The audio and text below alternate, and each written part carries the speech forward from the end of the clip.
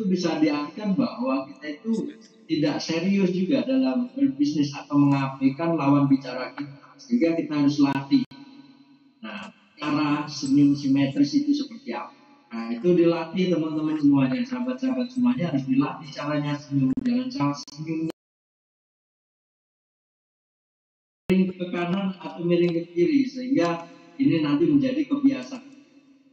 Nah, terus kemudian cara mengangguk pada saat kita berdiplomasi, beraudiensi, ketemu customer, itu cara mengangguk juga kita jangan sampai sering-sering kita mengangguk atau mungkin apa namanya mengangguk kita itu terkait. Misalkan ikan sosok mitra bisnis kita dengan kita menganggukkan itu yang agak sedikit seolah-olah kita itu sangat sangat kagum terhadap beliau gitu. Nah, sehingga cara mengangguk juga harus diatur, jangan mengangguk-angguk terus gitu ya. Nah, itu diatur, nanti bisa diperdalam dalam ilmu karakter ini. Nah, terus kemudian slide berikutnya karena saya hanya dikasih waktu 30 menit ya, slide berikutnya yaitu prinsip hidupnya. Nah, di gambar itu sahabat-sahabat semuanya bisa melihat prinsip hidup. Apa sih makna sebuah sarang laba-laba? Ya kan, laba-laba itu kan tidak bisa terbang, tapi dia bisa makan nyamuk gitu kan. Sementara nyamuk itu terbang, laba-laba nggak bisa terbang. Nah, itu adalah jaring. Jejaring, berbisnis itu harus berjejaring. Nah, jaring itulah yang biasanya bisa menangkap sesuatu yang tidak mungkin, tapi bisa menjadi mungkin. Jadi dari silaturahim, dari pertemanan, ya, itu biasanya bisnis itu akan bisa berjalan. Terus kemudian slide berikutnya, gambar kita menunjukkan bahwa jika kita kompak dan saling mendukung, kita akan selalu dapat mengatasi tantangan. Jika kita selalu bersedia berbagi, hidup akan lebih menyenangkan, memperkaya, dan mudah. Jadi dalam berbisnis kadang sering terjadi, sahabat-sahabat semuanya sudah mulai bisnis, itu dari hulu sampai hilir kita kerjakan sendiri. Dari produksi sendiri, jualan sendiri, iklan sendiri, kita mungkin belanja itu juga belanja sendiri. Akhirnya waktu kita habis untuk bisa bahasanya one man show, itu bekerja sendiri. Nah, kita harus namanya membangun kekompakan dengan bagaimana berbisnis itu agar supaya bisa bekerjasama.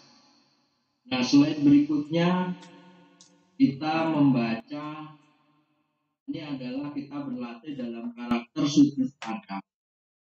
Nah, sahabat semuanya coba perhatikan di situ. Kalau melihat posisi itu, kita tanya buku itu di apa? Ya, apakah posisi terbuka atau tertutup atau tertumpuk? Nah, mungkin dari sahabat semuanya coba mungkin agar supaya dialognya dua arah, mungkin bisa di situ. Menurut sahabat-sahabat di semuanya, itu buku itu terbuka atau tertelungkup. Nah, di sini saya akan katakan bahwa sudut pandang itu selalu berbeda. Sehingga pembangunan karakter kita, kalau kita mau berbisnis itu harus lentur juga. Karena tidak semua sesuatu itu bisa kita lihat dalam satu sudut pandang. Tapi kita harus menerima dua kesimpulan. Kemudian kita untuk menjadi satu kesimpulan. Pada saat kita sudah musyawarah mufakat bahwa itu adalah buku yang sedang terbuka. Tapi kok nggak ada tulisannya, kan gitu. Enggak, itu tertelungkup. Inilah leadership. Di mana pada saat ada dua kesimpulan, apa yang harus diputuskan? Karakter ini juga harus berubah. Di mana pada saat ada dua pilihan dalam bisnis kita harus memilih salah satu. Terus kemudian berikutnya, slide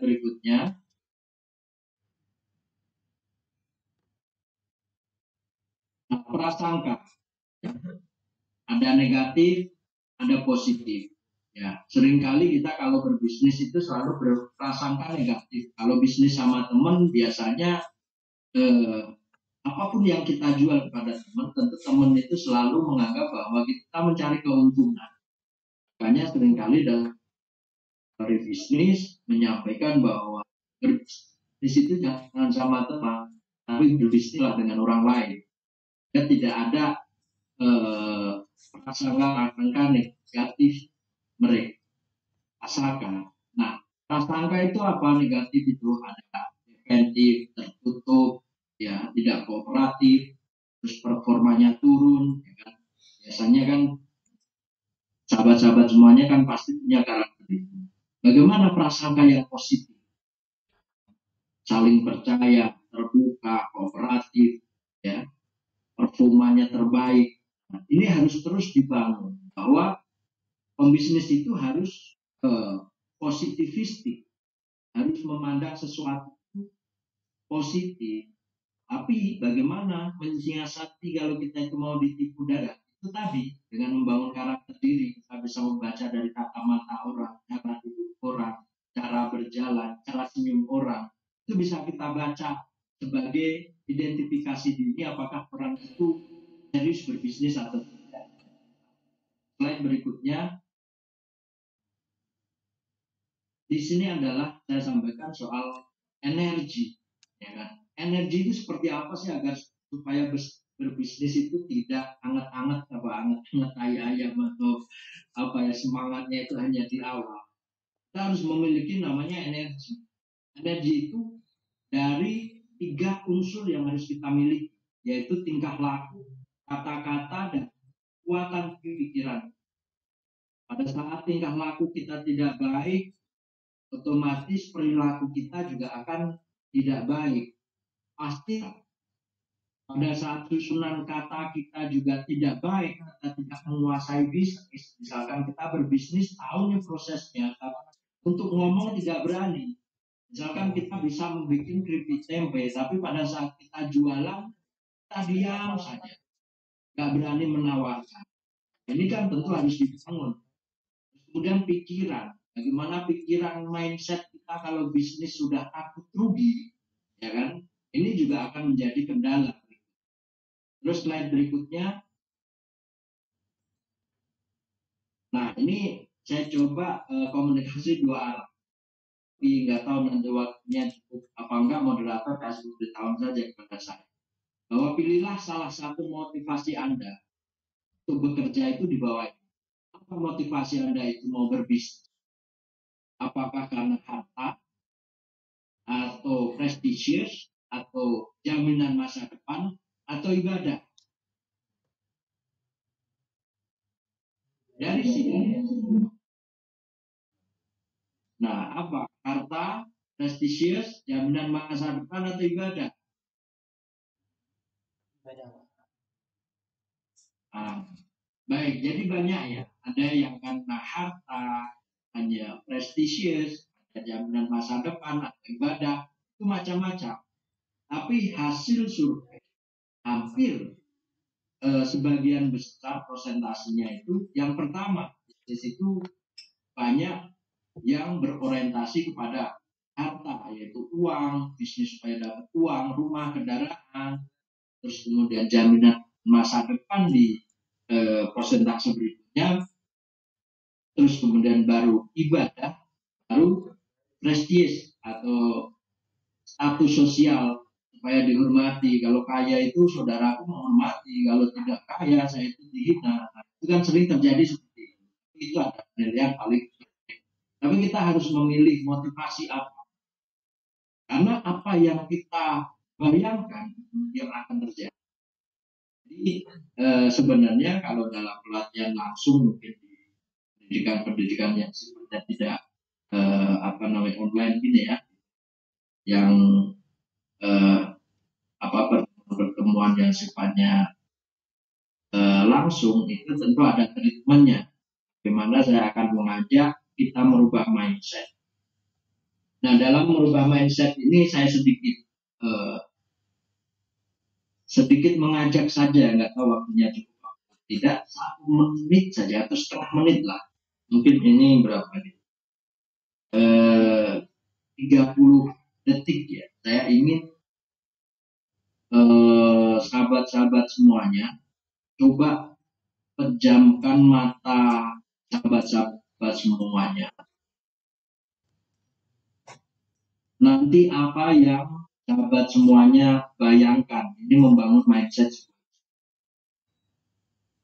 Jadi coba sahabat terpejam, saya akan sedikit menyampaikan kata-kata, tapi nanti sahabat bayangkan. Jadi kita bayangkan bahwa kita ada di lantai 2 rumah kita. Kemudian kita turun ke bawah, terus kemudian di bawah itu ada acara yang besar, ada pesta yang besar, dan di situ kita itu menikmati sebuah alam yang sangat indah. Tadi jamu, kita sangat dihormati, kita disambut, semua orang mencium tangan kita.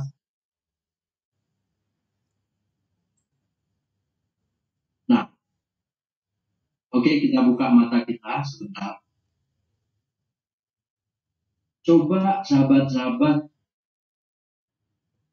saya pengen dengar satu keterangan dari peserta. Momen apa yang sahabat tadi bayang? Dengan turun tangga, di bawah disambut, itu momen apa yang sahabat?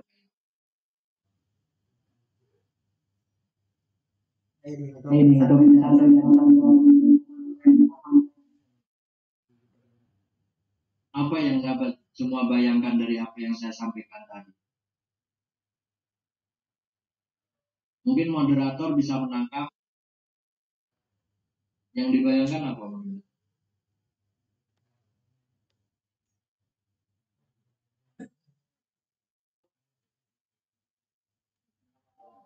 Bayangannya lagi hajat datang,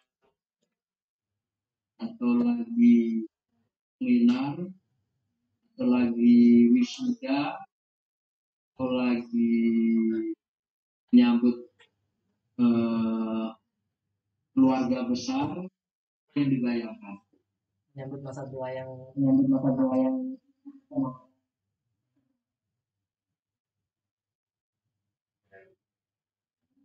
nanti menyambut masa tua di mana cucu-cucu kita sudah menyambut di bawah, kita menjadi orang yang sukses, rumah mewah, ya kan, anak-anak pada sukses semuanya, di situ kita selamatan, disambut.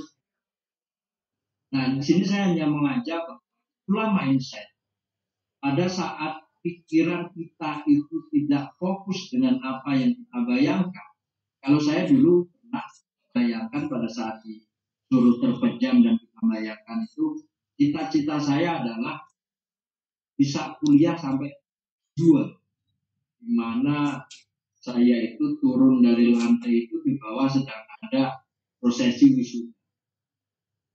Karena mindset itu sudah tertanam bahwa saya itu akan jadi seorang sarjana, ternyata alhamdulillah terus. Di sinilah adalah mindset. Saat sahabat semuanya menilai bahwa sahabat akan sukses, di situ mindset itu akan terus tetap. Nah, sekarang saya itu mindset yang saya pikirkan adalah saya rubah mindset. Yang saya bayangkan adalah saya dilantik jadi menteri, saya dilantik jadi, saya dilantik jadi. Sehingga di sini mindset. Nah, dari mindset inilah kalau sahabat membayangkan bisnis besar goal, saya mau menjadi pengusaha kerupuk yang sukses, saya menjadi peternak sukses. Kalau itu mindsetnya terus ditanam, insya tak wujud. Berikutnya, saya akan tunjukkan gambar bahwa kenapa burung itu kalau terbang burung bangau lah di rawa itu selalu menunjukkan formasi F. Nah, ternyata dalam ilmu penelitian bahwa terbang dalam formasi F itu ada efisiensi seluruh angka akan naik sebesar 71% dibandingkan dengan terbang sendiri-sendiri. Jadi kenapa burung itu selalu terbangnya bergelombang? Ternyata dari ilmu pengetahuan saja bisa diambil bahwa di situ bekerja secara tim, bergerak ke arah tujuan yang sama, itu bisa membuat kita mencapai tujuan lebih cepat dan lebih ringan daripada kita terbang sendiri. Makanya sering kalau di badai, di rawa, atau di mana kalau teman-teman dekat rawa pasti bisa melihat bahwa kalau burung terbang sendiri selalu dia terbawa angin. Tapi kalau bareng-bareng dia bisa, ini maknanya. Jadi begitu juga dengan bisnis. Bisnis itu tidak bisa berjalan. Nah, berikutnya, slide berikutnya yang kedua. Nah, berikutnya lagi. Itu tadi maknanya. Berikutnya, apa pelajaran dari pendidikan karakter ini? Selain ini memotivasi kita, bahwa motivasi itu akan menghasilkan kualitas yang baik. Bila ada semangat dan penyemangat, kerja akan lebih cepat selesai, akan menolong dan menyemangatkan. Jadi harus punya motivasi, sahabat-sahabat. Ya, misalkan motivasinya adalah tahun besok saya nikah, harus termotivasi dengan dari sekarang. Tahun besok aku harus bisa kuliah, harus terbangun dari sekarang. Terus berikutnya, slide berikutnya, 5 tangga kepemimpinan. Inilah yang harus teman-teman rapi. Nah, membangun sebuah hubungan itu akan menghasilkan jiwa atau karakter yang dicintai. Kemudian level berikutnya pada saat membangun integritas itu pasti akan menghasilkan kita dapat dipercaya. Pada saat kita berbisnis dengan pola karakter menolong orang, maka kita akan diikuti banyak. Terus kemudian pada saat karakter bisnis kita itu kita mau membimbing orang baik, mau dapat untung atau enggak, mau dibayar atau enggak, tapi kita mau membimbing orang lain, kita akan mendapatkan namanya karir. Nah, terus kemudian leave legacy, mewariskan sebuah kepemimpinan itu akan menghasilkan sebuah pemimpinan abadi. Jadi apa yang kita wariskan, kalau sesuatu yang kita wariskan adalah sebuah kebaikan, maka kita akan menjadi seorang pemimpin yang abadi. Abadi itu bukan umurnya, tapi apa yang kita katakan, apa yang kita tulis, apa yang kita perjuangkan selama ini itu akan abadi. Sehingga itu akan ditiru oleh banyak orang. Moderator, apakah masih punya waktu kita untuk masuk pada analisis bisnis? Masih Pak.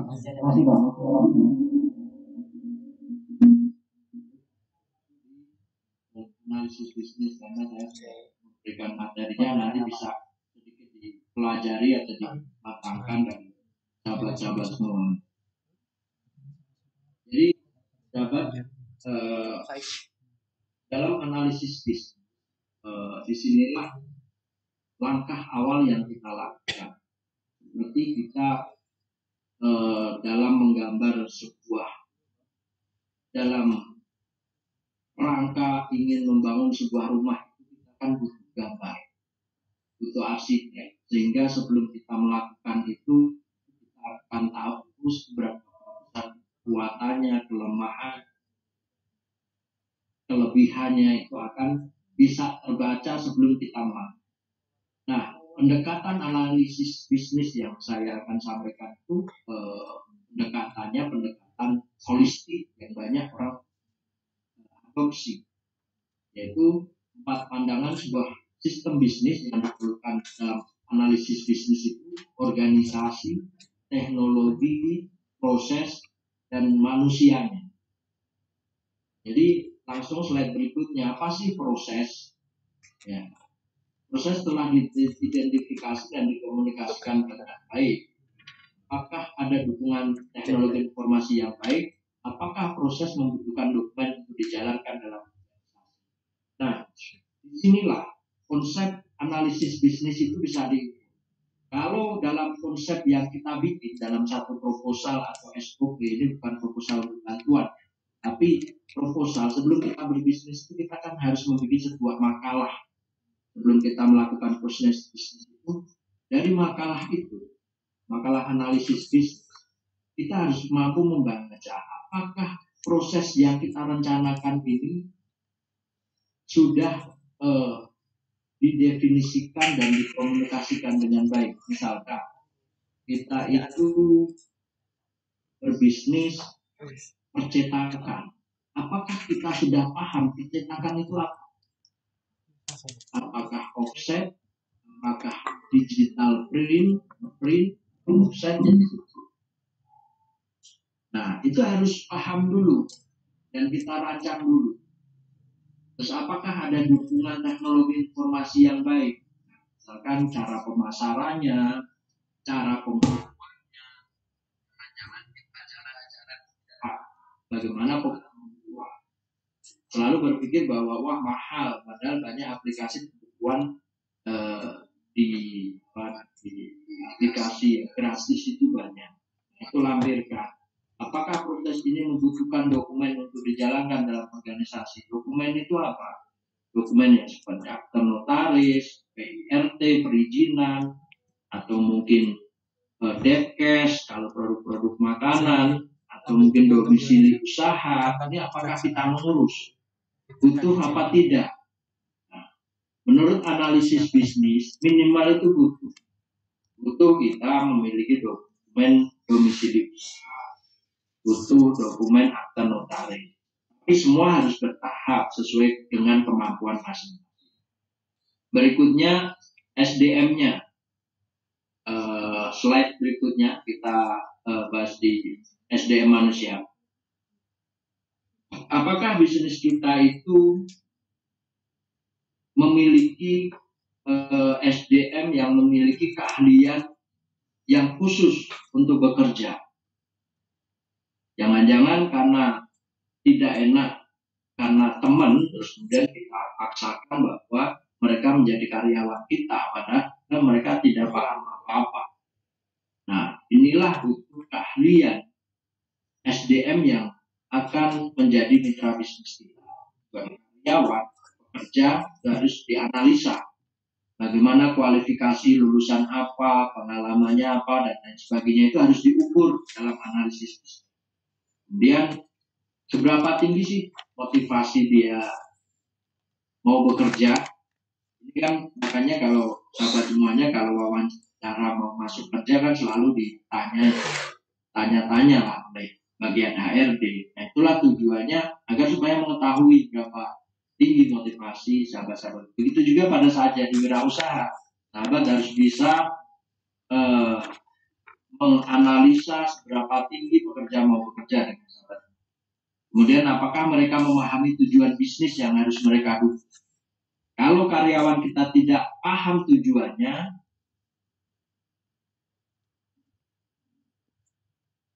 apabila kita itu tidak paham apa tujuan kita, dan karyawan juga tidak paham dengan tujuan kita, sepertinya tujuan kita akan tidak mulus kalau kita jalankan.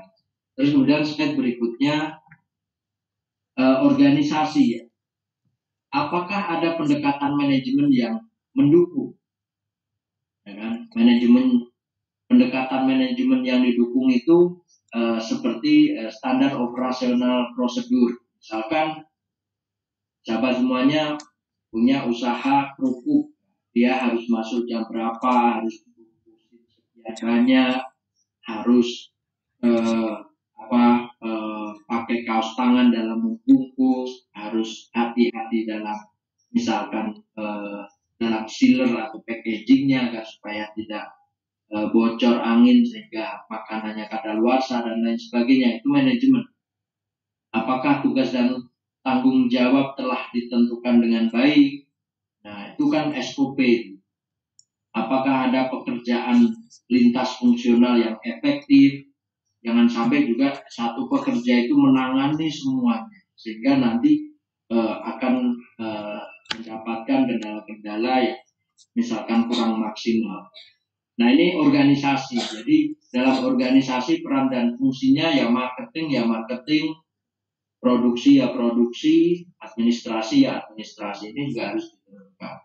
Slide berikutnya soal teknologi. Nah, ini yang seringkali banyak dilupakan bahwa bisnis sekarang sudah eranya, sudah era milenial ya. Kita harus menentukan teknologi apa yang kita gunakan, baik teknologi dalam produksinya, teknologi dalam pembukuannya, teknologi dalam pelaporannya, itu harus tahu, sehingga yang dikatakan dalam marketing juga tahu teknologi marketing apa yang gratis dan murah. Nah, sehingga bisnis di era 4.0 ini kita sebagai masyarakat milenial harus sangat melek teknologi. Nah, berikutnya peran dan tanggung jawab analisis.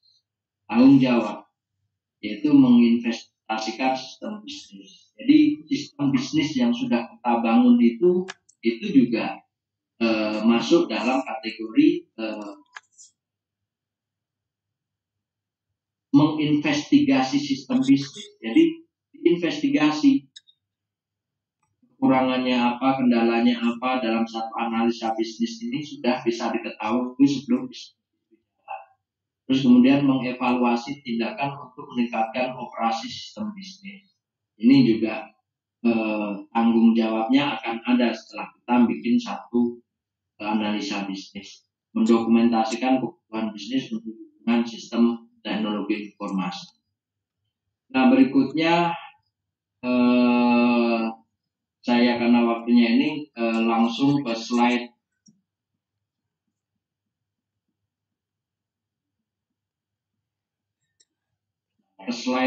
berikutnya. Langsung kita masuk, ini kan tadi analisis bisnis ya. Jadi saya kasih penutup dalam analisis bisnis itu kita ke slide yang masuk ke slide ke-13 ya. Jadi sedikit penutup dalam analisis bisnis. Kalau kita ingin melakukan kerjasama dengan orang lain, baik sifatnya kerjasama atau investasi, itu penting adanya analisa bisnis, sehingga kita bisa mengukur kelemahan dan kelebihan dan kelayakan apakah bisnisnya itu sudah layak atau belum. Nah, itu dari prinsip dasar analisis. Terus kemudian kita masuk di materi berikutnya, sebenarnya ini masuk di entrepreneur atau yang dicita-citakan bagaimana menjadi wirausaha. Kita harus tahu bahwa wirausaha itu kan bisa ada yang entrepreneur atau wirausaha itu sama saja. Yang artinya sebuah usaha yang berani dan penuh resiko. Di usaha itu selalu ada resiko. Tapi slide berikutnya, wirausaha itu ada yang dia sudah pandai sejak lahir, biasanya ini karena bisnisnya warisan, orang tuanya sudah punya gen sebagai bisnis, biasanya dia akan lebih mudah. Jadi bisnis itu juga bisa dari gen. Kalau orangnya biasanya orang tuanya PNS, biasanya cita-citanya juga PNS. Tapi kalau orangnya anaknya ya ikut. Nah, tapi bisnis itu juga sebagai disiplin ilmu, slide berikutnya. Jadi bisnis itu bisa dipelajari. Jadi bukan otodidak, tapi juga bisa bukan ilmu laduni ya, tapi bisa dipelajari. Karena bisnis itu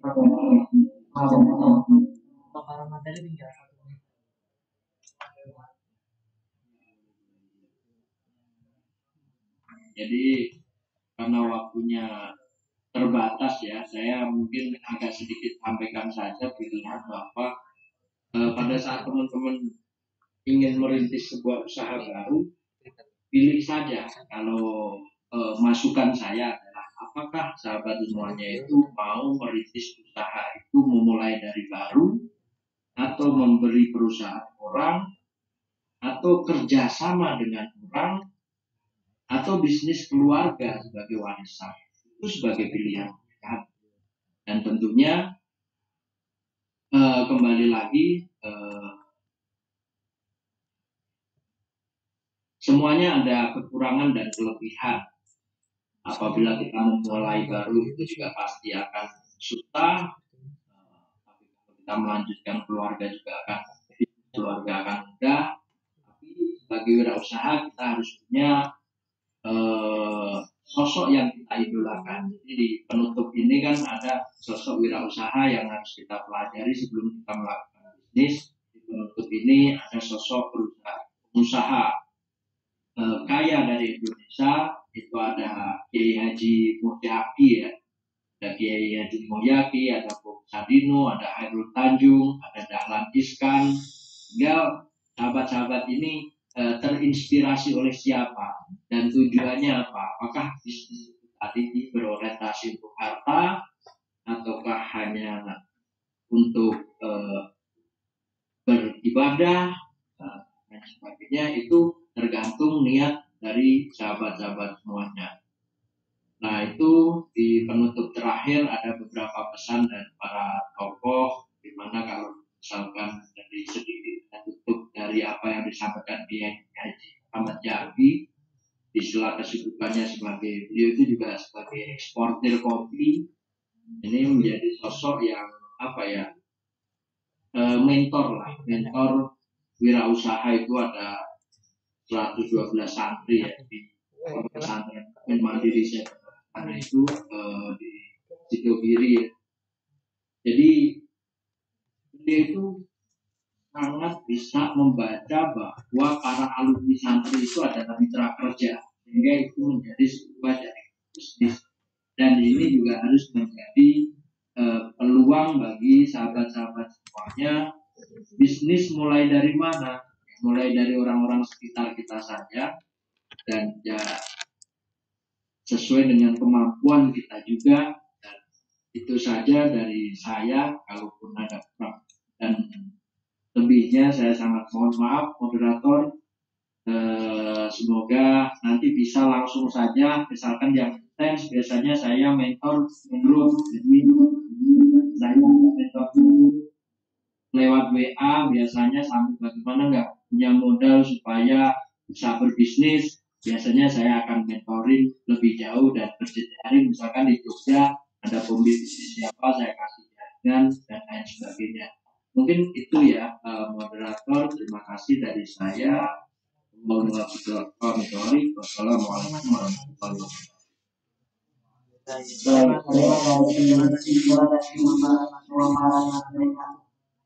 Selanjutnya kita masuki pada tanya jawab santri dan santriwati terhadap narasumber. Pada sesi diskusi ini kita bagi atas 3 setiap termin. Yang pertama di bagian yang kedua bagi peserta yang akan bertanya harus dan terlebih dahulu, dan yang terpilih memberikan pertanyaan. Kemudian yang ketiga untuk acara bertanya seluruh santri maupun santriwati ada menyampaikan nama. Baik, untuk 3 pendengar saya buka. Itu saya baik,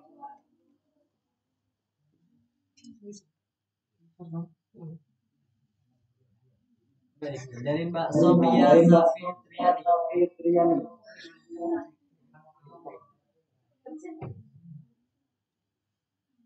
Silakan bertanya.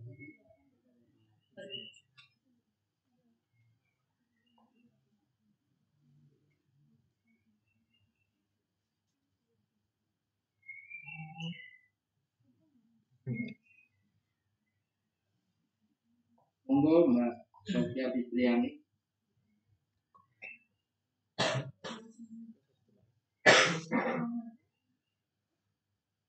Waalaikumsalam.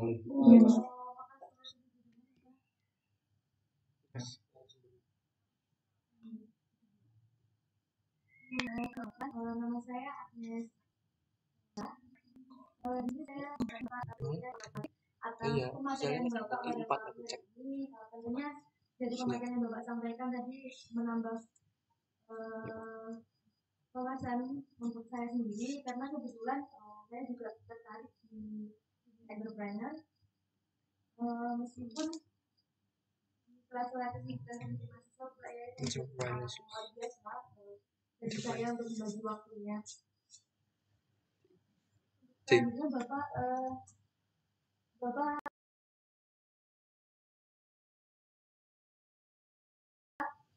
kan juga merupakan CEO dari Radesa nih Pak, Radesa Wisata. Nah itu saya lihat di akun Instagramnya kemarin sempat mendapatkan penghargaan itu tentang menara Eiffel, miniaturnya itu dari bambu, mendapatkan penghargaan. Saya ucapkan terima kasih Bapak. Mengenai itu Bapak, saya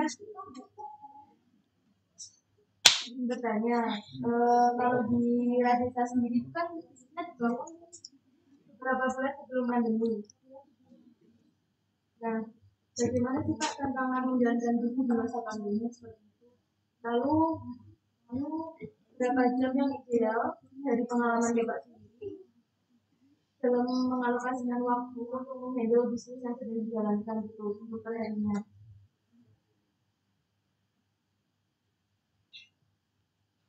Baik, kita dari pertanyaan dari Mbak Sofia.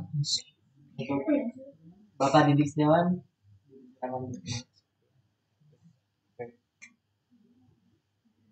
Terima kasih. Ini langsung dijawab yang moderator ya. Iya, jawab.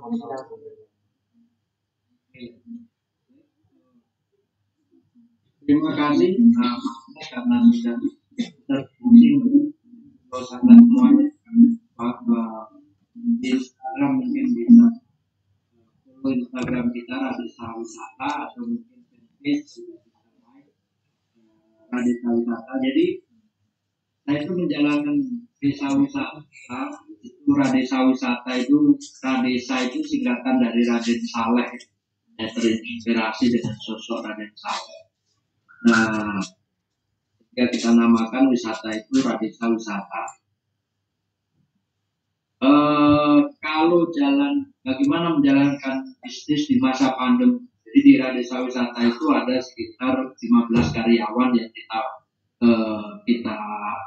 kita ajak bermitra. Selama pandemi itu memang wisata lagi sangat down, tapi bagaimana kok wisata Radesa itu Jakarta. Kebetulan saya itu selalu membangun bisnis itu seperti menaruh telur tidak dalam satu rangka. Jadi sela-sela karena pengunjung sepi waktu itu kita membangun sebuah karamba ikan dan kita budidaya ikan nila dan ikan koi waktu itu, karena pegawai pada nganggur sehingga budidaya koi semua itu ada sekitar 8.000 koi yang akhirnya ternyata di masa pandemi itu ikan hias lagi bagus-bagusnya, sehingga alhamdulillah di masa pandemi itu karyawan wisata yang bagian tiga juga ikut ikan tersebut di Cembimbau adat Karang itu akhirnya bisa menutup untuk operasional, karena harga satu ikan waktu itu bisa sampai satu ekornya 100.000 lebih. Nah itu sehingga pada saat pengunjung wisata sepi, mereka bisa kita gaji dari budidaya ikan nila dan ikan koi di sekitar Rawapening. Nah itulah kenapa Radesa Wisata masih bisa eksis sampai sekarang. Terus kemudian berapa jam sih meluangkan waktu dalam mengurus Radesa Wisata? Kalau masa pembangunan sampai bisa beroperasional, saya paling meluangkan waktu untuk Radesa itu selama 2 tahun. Di 1,5 tahun itu pembangunan murni saya total di sana. Terus kemudian setengah tahun itu fokus di marketingnya. Tapi alhamdulillah ya dengan meluangkan waktu yang sedikit ya, cuma 2 tahun itu Pradesa Wisata bisa berjalan sampai sekarang. Mungkin itu sahabat Agnes, sahabat Agnes terkait berapa jam untuk pembangunan itu ya selama 2 tahun tinggal dihitung apakah lebih dari 10.000 jam. Nah itu untuk mengurus desa wisata. Tapi alhamdulillah sekarang sudah paling 1 hari saya kerja cuma 1 jam karena aplikasi administrasi sudah saya gunakan aplikasi Moka untuk kasir dan lain sebagainya sehingga per jam itu bisa saya pantau dari Jakarta berapa uang yang sudah masuk dan didapat itu sudah saya pantau karena yang oleh teknologi informasi. Jadi semenjak ada teknologi informasi, saya hanya memantau 1 jam dalam 1 hari untuk memantau desa wisata. Itu sahabat Agnes ya.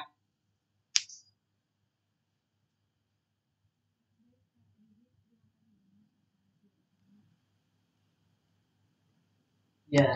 Ya nanti dilihat di YouTube ada tips-tipsnya bagaimana membangun desa wisata itu di YouTube ada Didik Setiawan tips untuk membangun desa wisata bagi para pemuda itu ada di Ya. Jadi tetap eksis dan semangat ya Pak berbisnis di tempat. Baik, untuk selanjutnya informasinya. Ya. Benar Pak. Baik, untuk penanya selanjutnya nih.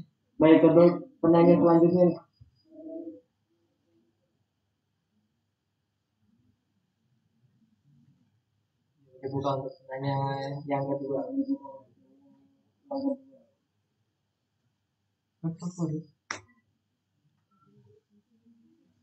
Oke, isi. Pemirsa.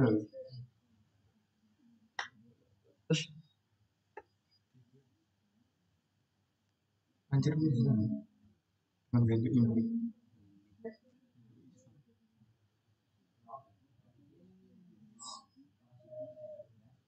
Aman. Kan lagi kita hari ya.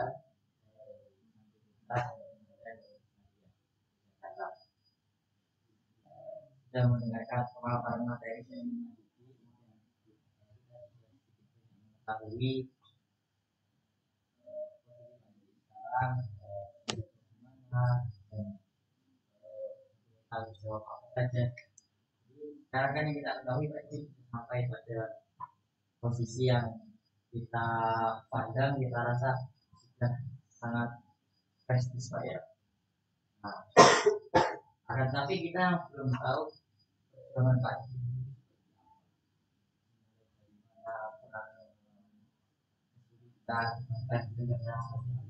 tapi semua sudah Pak kita sekarang apa yang ingat masih kita ingin mengetahui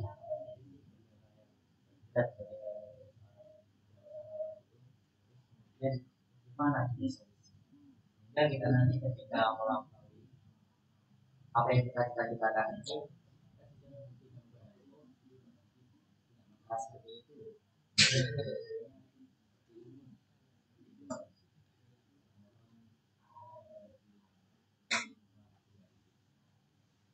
Baik tadi saya jawab aja ya biar waktunya agak cukup. Perjuangan awal seperti apa sih yang pernah saya lakukan? Jadi saya itu di Jakarta di kuliah di Queen Syarif Hidayatullah Jakarta. Sambil kuliah itu awalnya sambil ngamen. Jadi demi bisa membayar semester itu saya tiap malam itu ngamen. Itu di daerah Mangga Besar itu dari habis Isya saya ngamen sampai jam 9 malam. Itu alhamdulillah dulu itu bisa bayar kuliah dan beli motor. Itu tiap malam itu saya ngamen dapat 50.000. Dan pertama saya nabung dari uang yang dikasih orang tua itu dapat terkumpul 150.000. 150.000 terus kemudian saya itu buat modal beli gitar. Tapi ini jangan dicontoh. Ini saya hanya menceritakan sedikit perjuangan. Jadi saya masih SMA itu saya sudah jualan kerupuk. Jadi saya ke kampus, ke sekolah itu nenteng kerupuk itu 15 kilo saya titipkan di pos satpam. Sehingga saya bisa sekolah gratis. Dari pulang sekolah saya dagang kerupuk saya titipin di warung kompleks sekitar SMA di Salatiga. Sehingga saya bisa menabung sehari 50.000 dari nitip-nitipin kerupuk. Yang kalau 3 hari saya kelilingin sudah laku, nah, dibayar. Itu perjalanan dari SMA sampai kuliah saya, kemudian harapan saya itu kuliah bisa fokus kuliah. Ternyata hidup di Jakarta itu mahal sekali, sehingga orang tua pun tidak cukup untuk bisa menghidupi kita.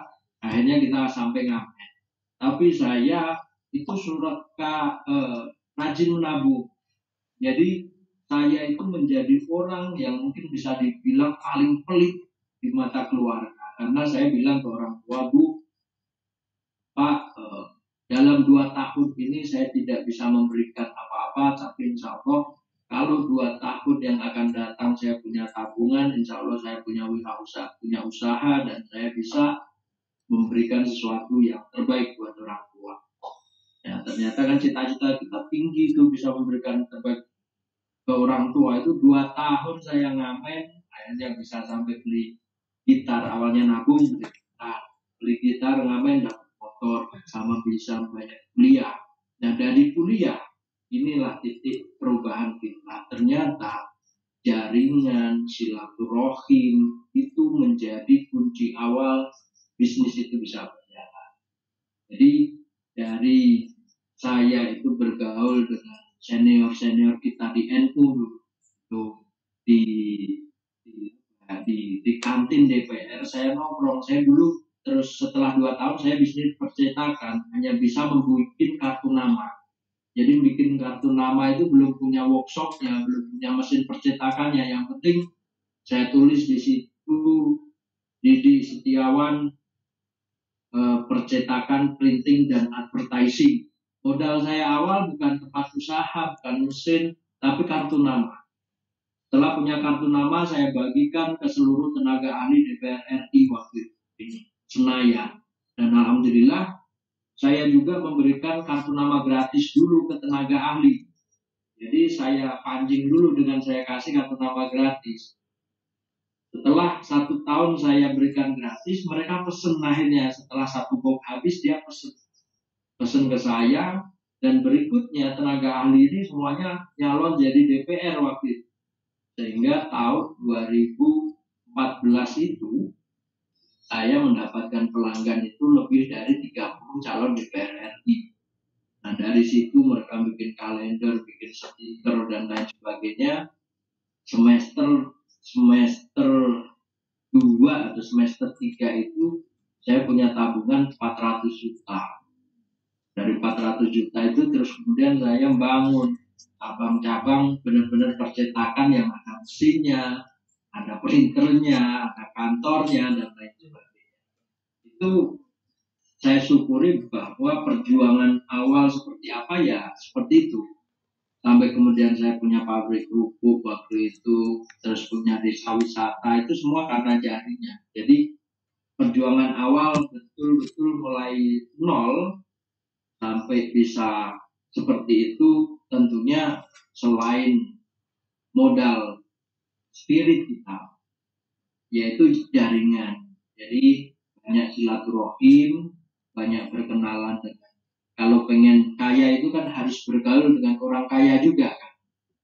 Nah, seperti itu. Sehingga saya di Jakarta sini bergaul dengan DPR, dengan menteri, dengan dirjen, dengan senior-senior di NU. Ini sangat membantu betul di awal-awal dulu dalam membangun bisnis saya.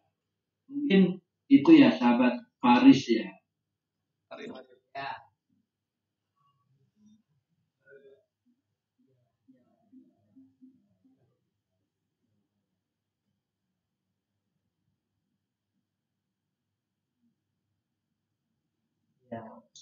Tidak mudah untuk sampai ke titik ini. Mulai dari ngamen, membibitkan kerupuk sehingga membuat pabrik sendiri dan sukses sahabat ini. Semoga dapat memotivasi kami para santri dan santriwati yang ada di sini. Baik, kita lanjut ke penanya yang ketiga.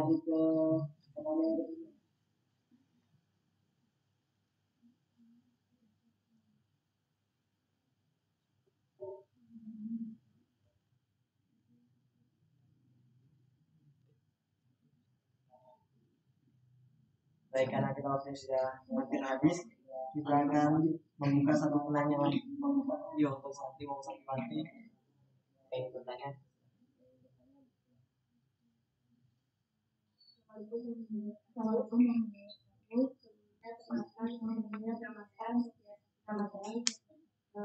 saya juga mau mengucapkan terima kasih kepada Pak lewat para materi yang telah disampaikan. Tadi kan Pak Didik menjelaskan ya, waktu itu Pak Didik itu mulai dari saya punya tekad kayak gitu. Pertanyaan saya simpel Pak, apa sih sebaiknya bisnis kita dimulai? Apakah saat kita sudah punya tekad terus kita tentu mulai bisnis atau mungkin kita udah punya modal dulu atau seperti apa gitu Pak? Soalnya untuk konsisten kayak gitu Pak di dalam bisnis itu kan lumayan susah ya Pak. Saya pernah mencoba kayak gitu terus di tengah-tengah pas ketika bisnisnya nggak jalan itu kayak udahlah bisa aja kayak gitu. Mungkin di generasi sekarang yang saya rasakan tuh kayak gitu rata-rata Pak, anak-anak tuh kayak kalau udah lagi ngelakuin kayak gitu tuh sering kayak udahlah diudahin aja kayak gitu. Pak Didik, terima kasih Pak.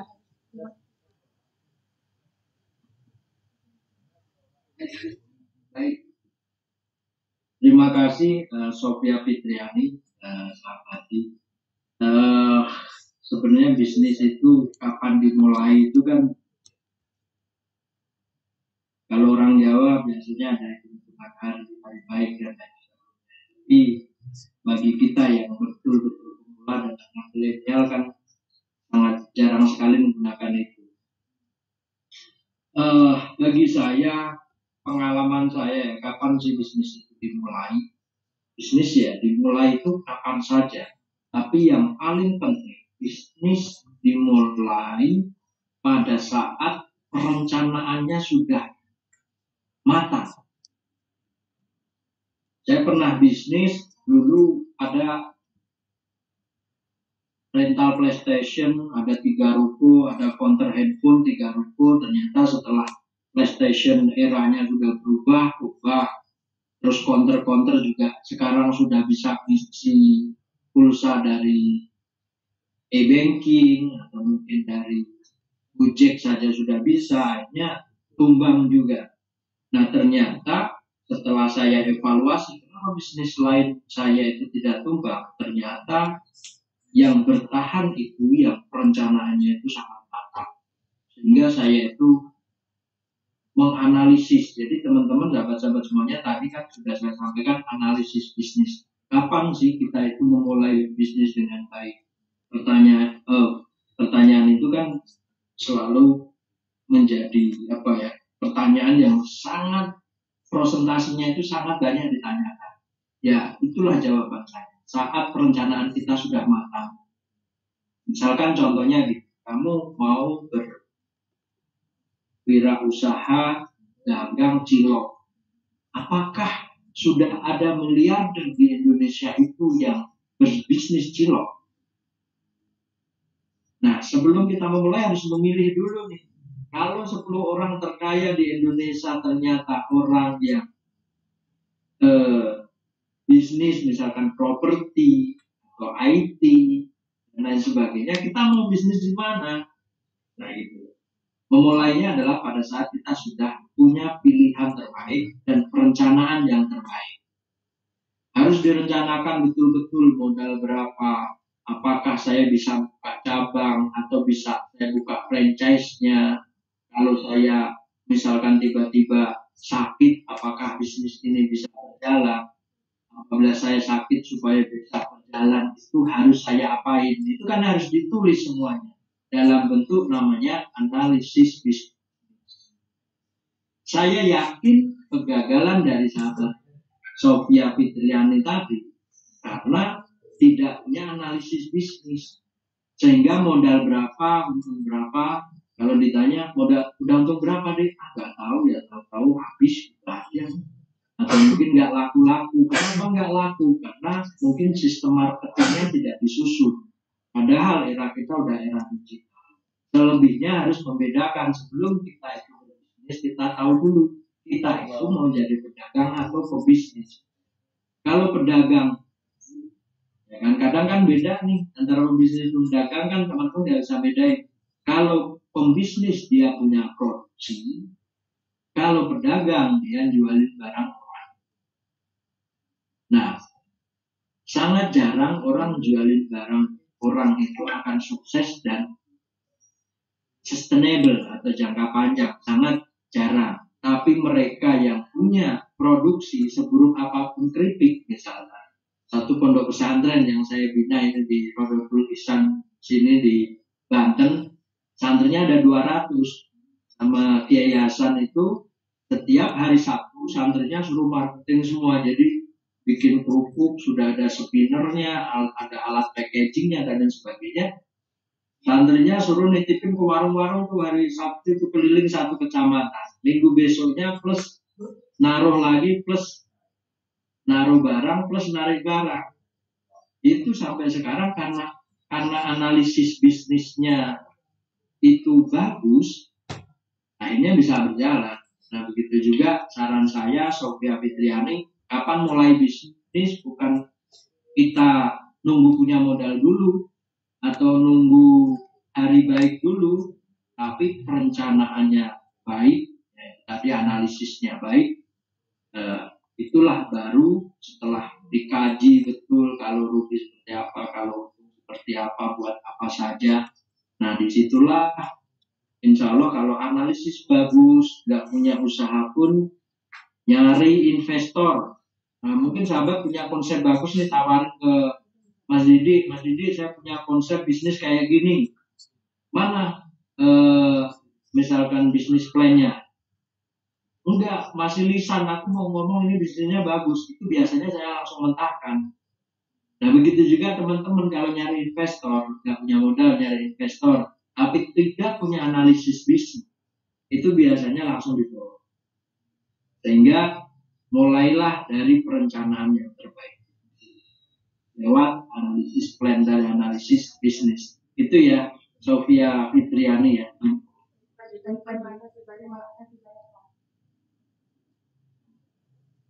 Baik, bisnis dimulai kapan saja.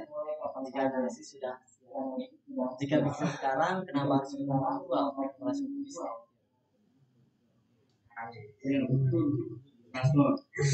Baik, itulah tadi rangkaian dari sesi diskusi pada malam hari ini.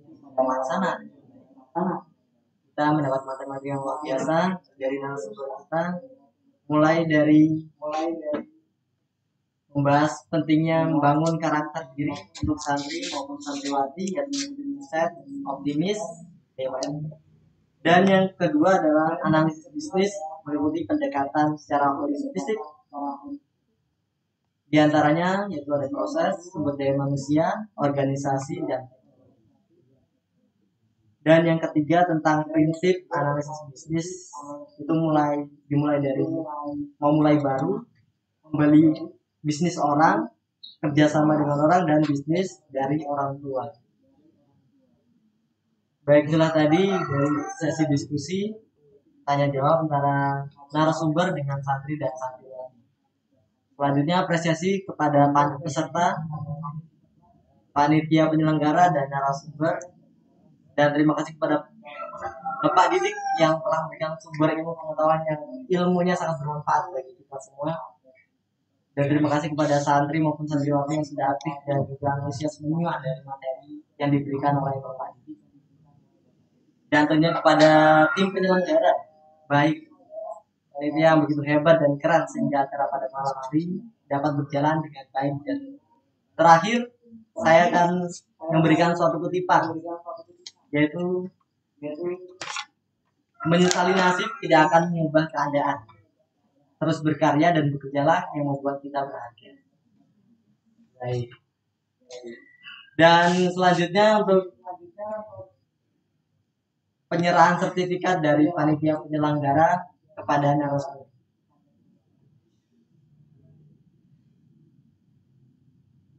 Baik, ini sertifikatnya dari Pondok Pesantren Nurul Islamiyah. Terima kasih moderator atas atensinya. Salam untuk sahabat-sahabat di semuanya dan salam buat Gus Najib ya. Terima kasih Gus Najib kepada saya dan seluruh panitia acara. Terima kasih moderator. Semoga kita bisa ketemu secara luring ya, kan? Dari Baik, terima kasih kembali Bapak Ibu. Dilanjutkan pada sesi foto bersama untuk seluruh santri dan santriwati untuk bisa menghidupkan kamera.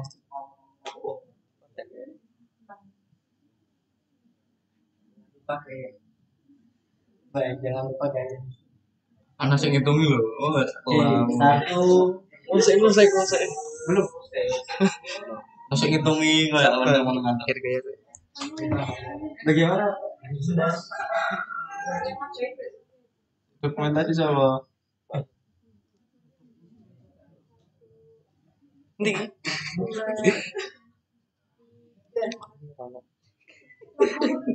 Ini mana? Bisa ngomong gue. Cerita kau orang. Aku nuna seneng itu aja.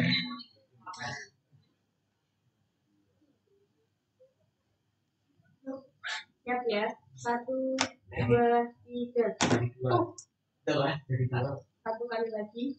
1, 2, 3.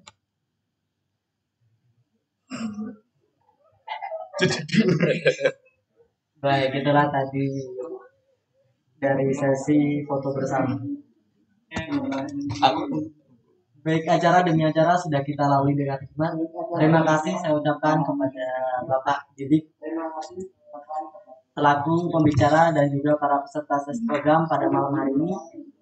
Saya sebagai MC sekaligus moderator pada acara malam hari ini, mohon maaf apabila ada kesalahan baik dari tutur kata maupun sikap saya.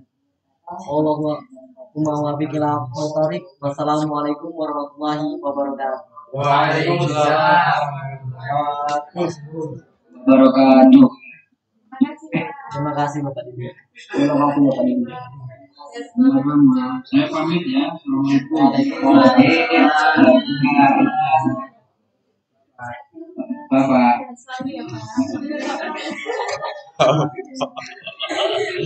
Sukses Pak.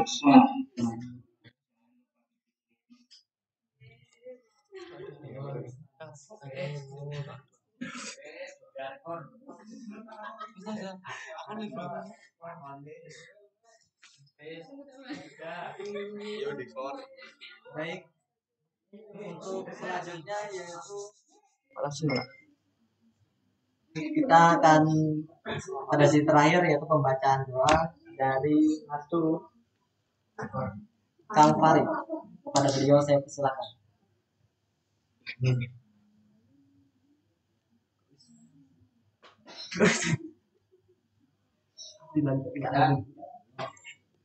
Ya, doa saya.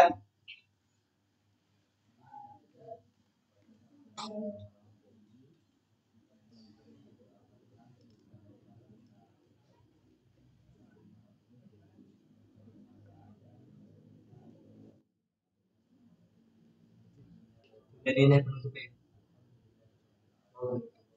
Anulit.